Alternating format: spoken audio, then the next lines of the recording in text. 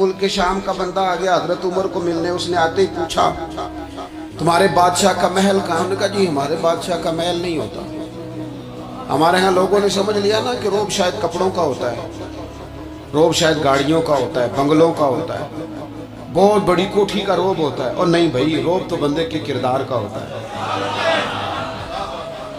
اس کے افکار کا روب ہوتا ہے، روب اس کے اونچے خیالات کا ہوتا ہے۔ کہاں ہے آپ کے بادشاہ کا محل؟ تو نے کہا محل شہل تو کوئی نہیں، مسجد میں ہوں گے امیر المومنین۔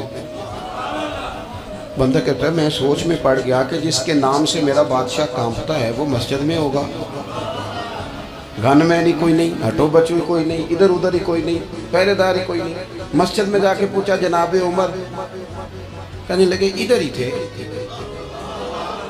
کدھر ہیں بھئی حضرت؟ وہ کدھر ہیں؟ ادھر ہی تھے۔ کہنے لگے میں حیران ہو گیا، یہ بادشاہ کی بات ہو رہی ہے۔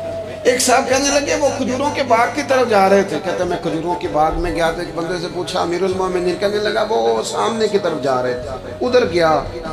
ایک بندے سے پوچھا کہاں ہے وہ شخص؟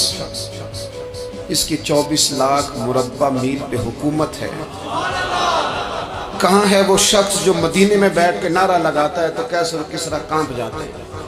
وہ بندہ کدھر ہے کہ جس کی بات جگہ جگہ ہوتی ہے، جس کا تذکرہ سنا ہے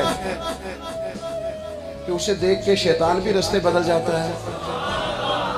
انہوں نے کہا وہ دیکھ رہے ہو کھجور کے درخت کے نیچے کنویں کے ساتھ مٹی کا ڈھیلا تکیے کی جگہ رکھ کے وہ جو تامت باندھے کرتا پہنے سویا ہے وہی تو فاروق اعظم ہے۔ وہ شخص کہتا ہے عمر سوئے تھے۔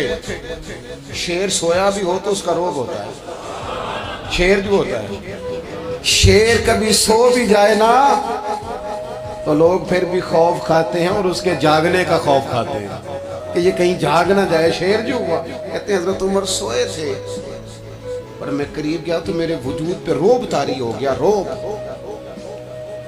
اور میری زبان سے بے ساختہ یہ جملے نکلے کہ عمر تو انصاف کر کے سویا ہے نا، تو مٹی کے ڈھیلے پہ بھی تجھے سکون کی نیند ہے۔